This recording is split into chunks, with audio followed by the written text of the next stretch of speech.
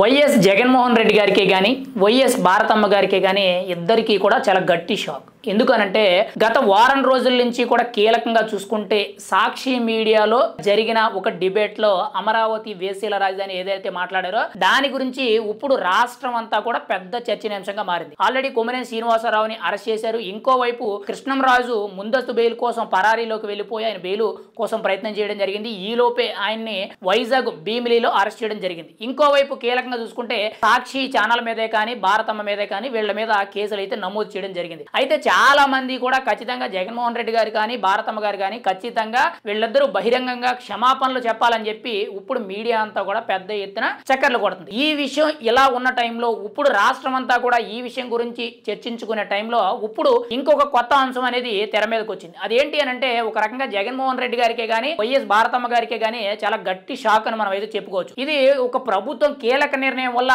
ఈ అంశం అనేది తెర మీదకి వచ్చిందని మనం అయితే గట్టిగా చెప్పవచ్చు. అయితే జగన్మోహన్ రెడ్డి గారికి ఉన్న ఆస్తుల్లో భాగంగా అందులో వైఎస్ భారతమ్మ గారు వీటన్నిటినీ కూడా చూసుకోవడం అయితే జరుగుద్ది. అంటే సాక్షి టీవీ కానీ సాక్షి ఛానల్ కానీ పేపర్ కానీ ఇంకోవైపు భారతీ సిమెంట్స్ కానీ ఇంకా వేరే వేరే బిజినెస్లు ఏవైతున్నాయో ఇవన్నీ కూడా భారతమ్మ గారే హ్యాండిల్ చేయడం జరుగుతుంది. ఇటువంటి టైంలో ఇప్పుడు భారతీ సిమెంట్స్ కి సంబంధించి ఒక కీలకమైన ఒప్పందాన్ని ప్రభుత్వం రద్దు చేసే పనిలో పడ్డది. అదేంటి అని అంటే నిన్న సీఎం చంద్రబాబు నాయుడు గారు గనుల శాఖ మంత్రితో కానీ ఇంకోవైపు దానికి సంబంధించిన అధికారులతో కేంద్ర గనుల శాఖ ఇచ్చిన ఆదేశాలకు అనుగుణంగా నిన్న సమావేశం అవడం అయితే జరిగింది. అదేంటి అని అంటే భారతీ సిమెంట్స్ కి జగన్మోహన్ రెడ్డి గారు తాను అధికారంలో ఉండేటప్పుడు 744 ఎకరాల సున్నపురాల నిక్షేపాలున్న గనులు ఏవైతున్నాయో అవి వాటికి లీజు రూపంలో దారాదత్తం చేయడం జరిగింది. ఒక రకంగా పదవికి అధికార దుర్వినియోగానికి పాల్పడ్డారు.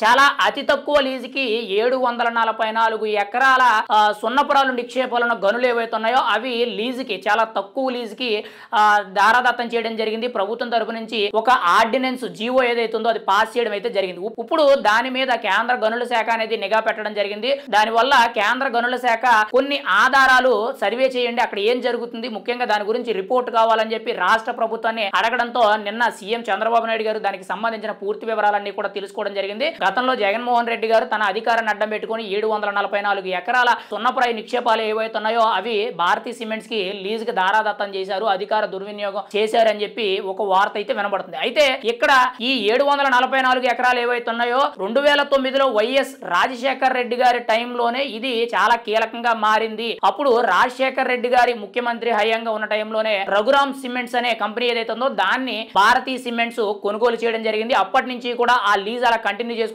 తర్వాత జగన్మోహన్ రెడ్డి గారు అధికారంలోకి వచ్చిన తర్వాత పూర్తి స్థాయిలో భారతీ సిమెంట్స్ కి లీజ్ అనేది దారాదత్తం చేయడం, ఎన్ని సంవత్సరాల లీజ్ అని చెప్పి వాళ్ళు అగ్రిమెంట్స్ చేయించుకోవడం అయితే జరిగింది. ఇప్పుడు ఏది ఏమైనా సరే ప్రభుత్వం మారింది కాబట్టి కేంద్ర గనుల శాఖ తరపు నుంచి వచ్చిన ఆదేశాలకు అనుగుణంగా ఇప్పుడు రాష్ట్ర గనుల శాఖ మంత్రి గాని ఇంకోవైపు గనుల శాఖ అధికారులు ఎవరైతే ఉన్నారో వీళ్ళందరూ కూడా సర్వే చేయించడం జరుగుతుంది. అక్కడ లీజుకి ఇచ్చిన ఆ లీజ్ అగ్రిమెంట్ ఏదైతే ఉంటుందో దాన్ని రద్దు చేయాలని చెప్పి ఇప్పుడు చాలా కీలకమైన నిర్ణయం తీసుకున్నట్టు తెలుస్తుంది.